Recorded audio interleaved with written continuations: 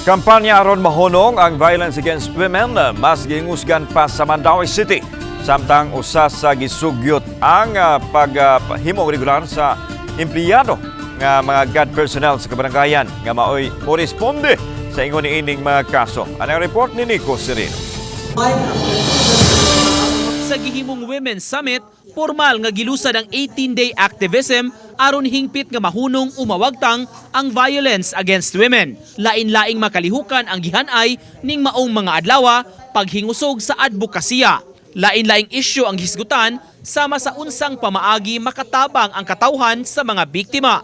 Daghan pa gyud tang cases, and we are striving and we are trying to be a part of the movement to eliminate this really worldwide concern.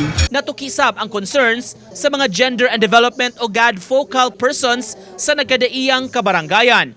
Kung honorarium ang hisgutan, aminado ang ubang personnel, usahay makatapal pa sila sa gasto sa mga biktima nga mudangop kanila. Maong usa sa sugyot ang pagpangitag pamaagi sa ilang pagpangempleyo nga dili sab maapektuhan kung magbag-o ang administrasyon sa barangay.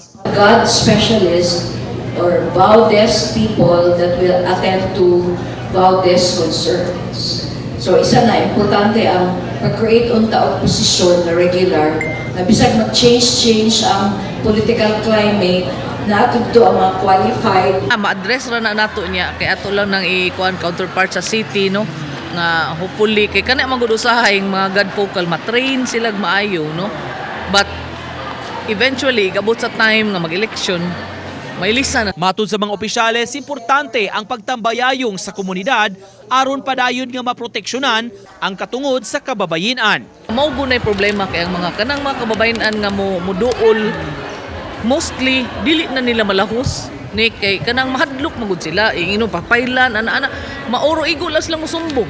So patuan na tong patanod diha ra sila mapacify but eventually ilang pasuluon ra gihapon.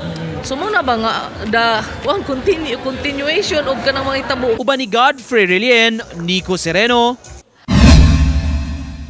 Balitang Bisdak.